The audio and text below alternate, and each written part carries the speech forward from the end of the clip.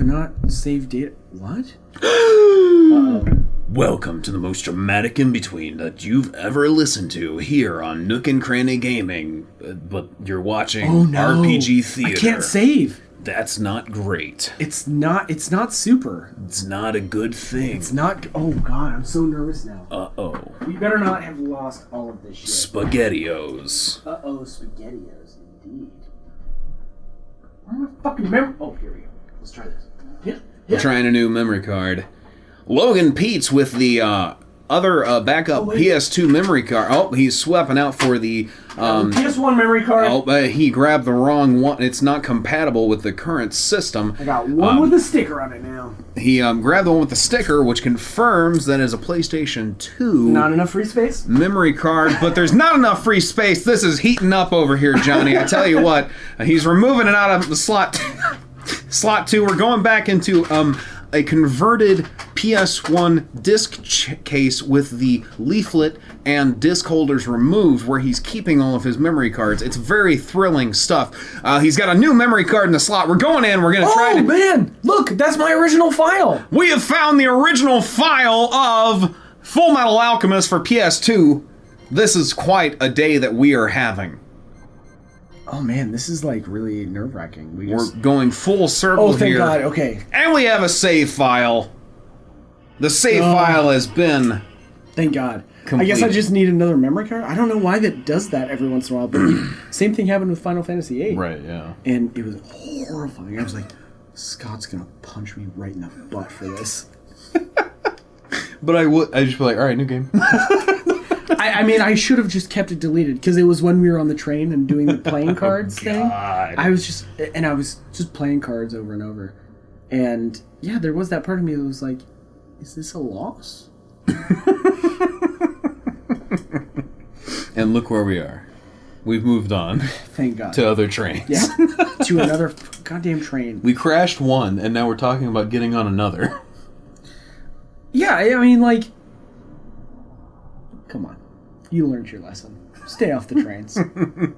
Just rent a car. I was trying to come up with a pun, but it didn't work. That's okay. Something about the tracks and leaving them behind you. Alright, we'll move on. Spirit Tracks. Zelda. Oh shit, that's another train! And you can't get away, man. What other games have trains? GoldenEye?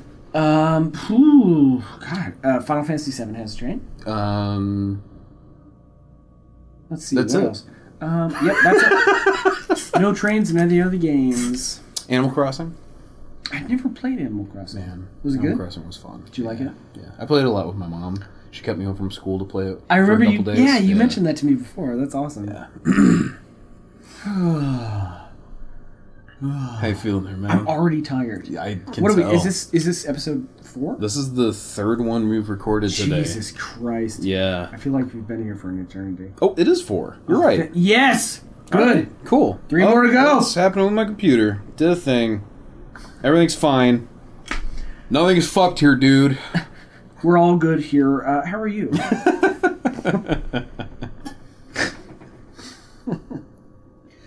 Oh, man. So, we talked about Guardians, and Yes. we talked about Name of the Wind. Yes. And we've talked about our weeks.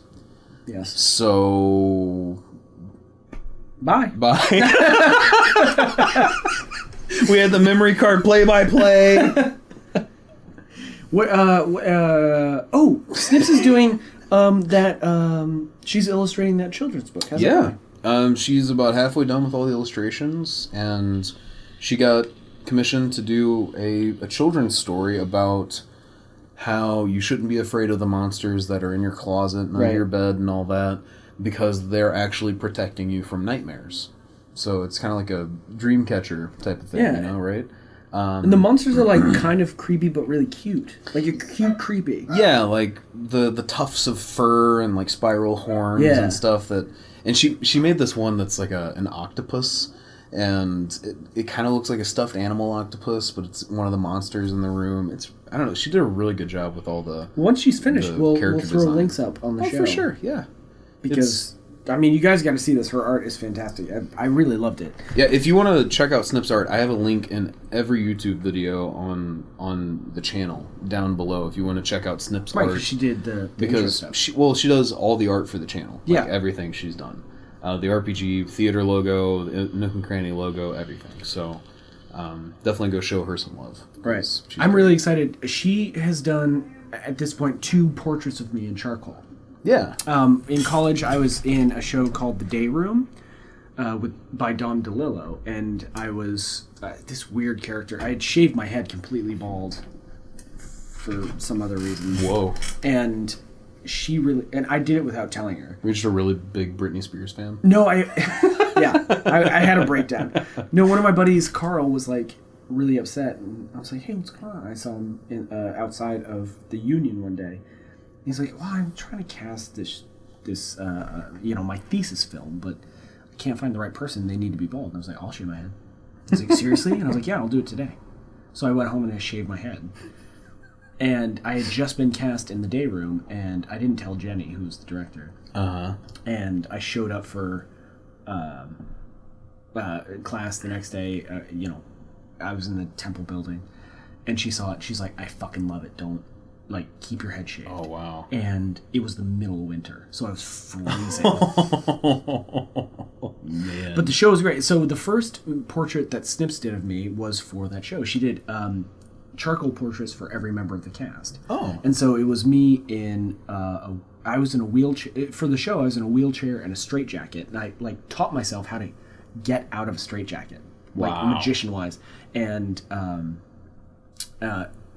I was bald. So Snips drew this fucking fantastic portrait of me in a wheelchair, in a straitjacket, and bald. And then, like, a year later, my hair was super long. Like, I just let it all grow out. She drew this beautiful fucking picture of me. And I have them. And so I keep on joking with Chris and being like, oh, yeah, I want them both framed. I want them, like, right in our family room. Right. And it's going to be a shrine to me. And she's surprisingly okay with this idea. Nice. She's like, yeah, those are beautiful. Of course you have to hang them up. So it's been enough time where I'm going to be like, hey, Snips, let's do this. I have a question. Yeah. And I don't... So I guess I have to tell a story to ask the question, but... Let's do so it. I did a community theater show when I lived in Illinois. Mm-hmm. And I basically just played this thug with, like, maybe one line. And I was just supposed to look just mean, badass. I'm there as, like, a bodyguard to this mafia guy. Right. And so I did that. I played that part really well because my natural state of my face is really scary looking. And so, like, at resting position, I just look intimidating. And so I just kind of had to stand there for Well, it helps hours. that you're 7'5". And yeah, I had, like, the big beard. I looked like a fucking Viking. They put me in leather and boots and black and all that stuff. After the show, people would come out and either A, they would avoid me completely because they were scared of me. Right. Or B, they would be like, you were not a very nice man. Like, took my character really seriously. Right.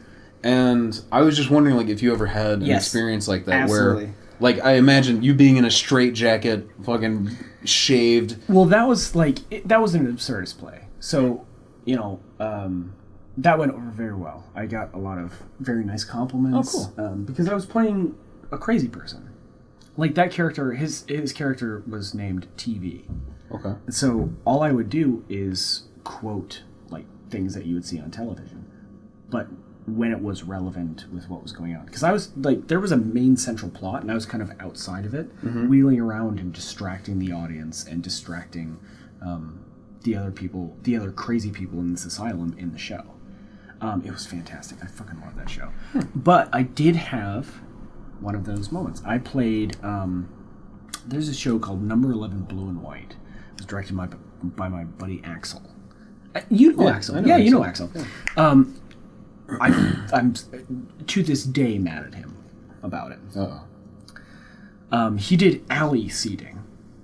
So it's kind of like theater in the round a little bit, but there's seating on both sides, and we only had to act. We had about maybe like 11 feet width-wise, and then a big alley. So it was kind of like fully immersive. And so there's just audience on two sides. Yeah, but it was a studio theater, so it was a very small space. Okay. And it was a very good show. I was very proud of it. I was very proud of everyone's performance. And my friend Jen, she played the main character, who narrated the show, and she did a great job. And she didn't even really she didn't go to school for acting. She was just like in our group, and she did a great job. Like to this day, I think it was a wonderful performance. Nice. My friends, I had two Katies. My two Katies were in the show, and I felt really bad because Number 11 Blue and White is about the Duke rape scandal, the rugby rape scandal. Right? Okay. And I played the rapist. And the rape scene was, one Katie was on one side of the alley, one Katie was on the other, and it was kind of like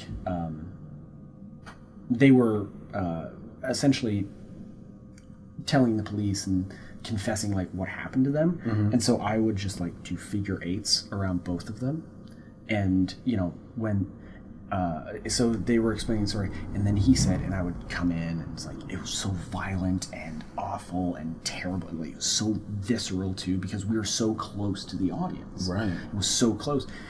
And so after the show, or like that happened right before intermission, right? So at intermission, we all just would like hug, and then we'd have to like go out for a smoke break and be like, I'm so sorry, and like I would apologize to both of them every night. I'm like, I'm so sorry, because I felt so bad, because it's so visceral, it's so real, and it was so violent and awful. And then after the show, we'd kind of like get out of costume and we'd go out so we could see our friends and family members and stuff. And oh man, did they fucking hate me, my man. Ooh. I got so much shade. I got yelled at a couple of nights. Like, I got a talking down to, like, how dare you do that to those women. I was like, you know what, this is fake. I didn't do that. Right. This isn't like an autobiography. This happened a few years ago on the other side of the country. I didn't do this. I'm glad that you had... on one hand, I was like... It's like validation as an actor. Like, you did your job. Yeah, but mainly, the validation wasn't as important to me as it was this affected someone else, and that's what art should be, you know? Like we were talking about comedy in the last one. Right. When art touches someone and makes someone have that visceral reaction and be, like, upset and want to change stuff, yes, there. Okay, you yell at me all you fucking want for something that I faked, for something that's not real, that I, showed you. But this thing I showed you happened. So take that anger and do something awesome with it. Yeah. So I felt that was the big takeaway. I'll fucking take people being mad at me if it gets to that point. If it makes change. Yeah. Dude, that's awesome. It was very uncomfortable at the time when just I had this one big guy yell at me. I had a few like small old ladies yell at me, and those ones were the worst. The small old ladies, because there's nothing worse than like an old woman yelling at you. It's the scariest and like awfulest thing in the whole world. What happened here? What? Do we have another memory card? I don't know. Uh-oh. Oh no! It seems that we've lost a memory card, and we'll see you in the next episode when we try to deal with this. Oh boy.